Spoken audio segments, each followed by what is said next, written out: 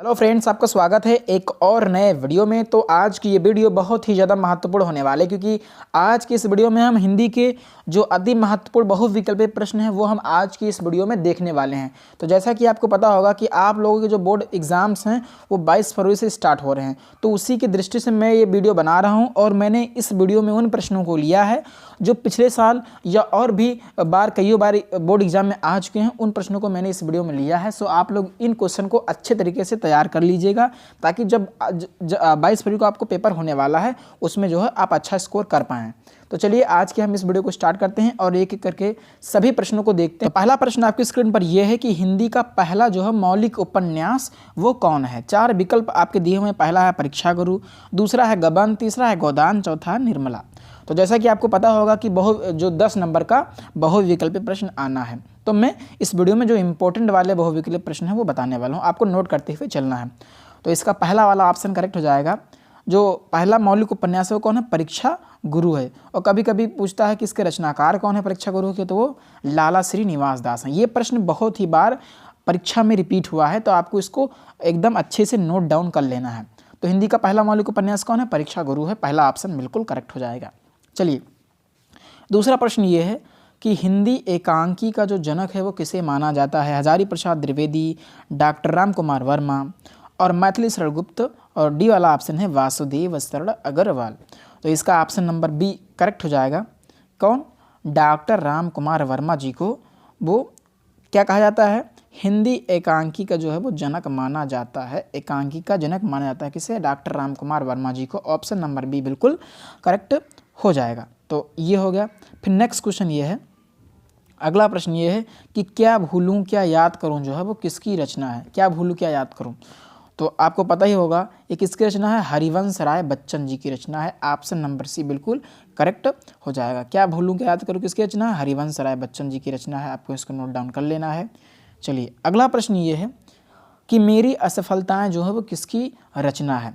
तो ये तो रचना पूछा है, और कभी कभी एग्जाम में विधा भी पूछ लेता है कि जो ये रचना है, कोई भी रचना हो सकती है, वो किस विधा की है। विधा मतलब ये आत्मकथा है, डायरी है, उपन्यास है, या क्या है, निबंध है। तो कभी कभी विधा पूछ लेता है, तो आपको ये भी याद रखना है। तो मेरी जो असफलताएं हैं ये क्या है? आत्मकथा। इसकी जो विधा है वो क्या है? आत्मकथा है। और अगर हम रचना की बात करें तो वो कौन है? मेरी असफलताएं बाबू गुलाब राय जी की क्या है? रचना है। आपको याद रखना है। ऑप्शन नंबर ए बिल्कुल करेक्ट हो जाएगा। और विधा की बात करें तो कौन सी विधा है? ये आत्मकथा है। क्या है ये? आत्मकथा है। इसको भी आपको याद रखना है। ऐसे भी घुमा कर प्रश्न पूछा जा सकता है एग्जाम में। छठा प्रश्न, हंस नामक पत्रिका के जो संपादक हैं वो कौन थे? तो पहला ऑप्शन है बाबू गुलाब राय, दूसरा है भारतेंदु हरिश्चंद्र, तीसरा है हरिवंश राय बच्चन, चौथा है Munshi Premchandra. Option number D बिल्कुल करेक्ट हो जाएगा, मुंशी प्रेमचंद्र। तो हंस नामक पत्रिका के जो संपादक थे वो कौन थे? मुंशी प्रेमचंद्र जी थे। तो इसको आपको जो है वो नोट कर लेना है। चलिए सातवां प्रश्न आपकी स्क्रीन पर यह है कि परीक्षा गुरु जो है वो किसकी रचना है? तो अभी मैंने पीछे बताया है कि हिंदी का जो पहला मौलिक उपन्यास है, यहाँ पे मैंने पहले प्रश्न में आपको बताया है कि हिंदी का पहला मौलिक उपन्यास कौन है? वो कौन है? परीक्षा गुरु है। अब यहाँ पे क्या प्रश्न पूछा गया है कि इसके रचनाकार कौन है, मतलब इसकी रचना किसने की है? तो अभी मैंने आपको बताया कि जो परीक्षा गुरु है वो किसकी रचना है? लाला श्रीनिवास दास जी की रचना है। ऑप्शन नंबर ए बिल्कुल करेक्ट हो जाएगा, लाला श्रीनिवास दास। इसको आपको जो है वो नोट कर लेना है। ऑप्शन नंबर ए बिल्कुल करेक्ट हो जाएगा। फिर आठवां प्रश्न ये है कि पृथ्वीपुत्र निबंध संग्रह के लेखक हैं लाला श्रीनिवास दास, भारतेंदु हरिश्चंद्र, हरिवंश राय बच्चन या वासुदेव शरण अग्रवाल जी। तो आपको पता होगा कि जो पृथ्वीपुत्र है वो किसके निबंध संग्रह के लेखक कौन है? वासुदेव शरण अग्रवाल जी हैं। और इनकी जितनी भी और भी रचनाएं हैं, जैसे कि आपको पता होगा कि भारत की एकता हो गई, और कला और संस्कृति हो गई, और ये सारी जितनी भी रचनाएं हैं, आपको इनकी वासुदेव शरण अग्रवाल जी की जितनी भी रचनाएं हमको याद रखना है। कोई एक आ सकता है बोर्ड एग्जाम में। तो पृथ्वीपुत्र किसकी रचना है? ऑप्शन नंबर डी करेक्ट हो जाएगा, वासुदेव शरण अग्रवाल जी की जो है वो रचना है। फिर है स्कंदगुप्त नाटक के लेखक हैं। स्कंदगुप्त नाटक के लेखक कौन है ये आपको बताना है। तो इसका ऑप्शन नंबर बी करेक्ट हो जाएगा, जयशंकर प्रसाद। कौन? Jaishankar Prasad ji. Option number B बिल्कुल करेक्ट हो जाएगा, जयशंकर प्रसाद जी की क्या है ये? रचना है। चलिए आगे बढ़ते हैं। कल्पलता निबंध संग्रह के लेखक हैं? बहुत ही इंपॉर्टेंट प्रश्न है और 10वां प्रश्न है और आपके सामने विकल्प दिए हुए हैं, ये विकल्प दिए हैं। तो आपको याद रखना है कि जो कल्पलता है वो किसकी रचना है? हजारी प्रसाद द्विवेदी जी की रचना है। इसमें कोई भी विकल्प नहीं दिया हुआ है, ठीक है। तो ये किसकी रचना है? हजारी प्रसाद द्विवेदी जी की रचना है। टाइपिंग से इनका नाम नहीं आया इसमें, तो आपको याद रखना है कल्पलता किसकी रचना है? हजारी प्रसाद द्विवेदी जी की रचना है और ये बहुत ही बार बोर्ड एग्जाम में आया हुआ प्रश्न है, हजारी प्रसाद द्विवेदी जी की रचना। चलिए 11वां प्रश्न ये है कि कवि वचन सुधा नामक पत्रिका के संपादक थे, कौन थे? भारतेंदु हरिश्चंद्र जी हैं। ऑप्शन नंबर सी जो है इसका करेक्ट हो जाएगा, भारतेंदु हरिश्चंद्र। चलिए आगे बढ़ते हैं। कवि वचन सुधा इनकी रचना है, इसको भी आपको स्क्रीनशॉट ले लेना है या नोट डाउन कर लेना है। शिक्षा का उद्देश्य नामक निबंध जो है वो किसकी रचना है? पहला विकल्प आपके सामने है लाला श्रीनिवास दास, महादेवी वर्मा, डॉक्टर संपूर्णानंद और प्रताप नारायण मिश्र। ऑप्शन नंबर जो सी है वो बिल्कुल करेक्ट हो जाएगा, डॉक्टर संपूर्णानंद जी की जो है वो ये निबंध संग्रह निबंध यानी इनकी जो है वो ये रचना है।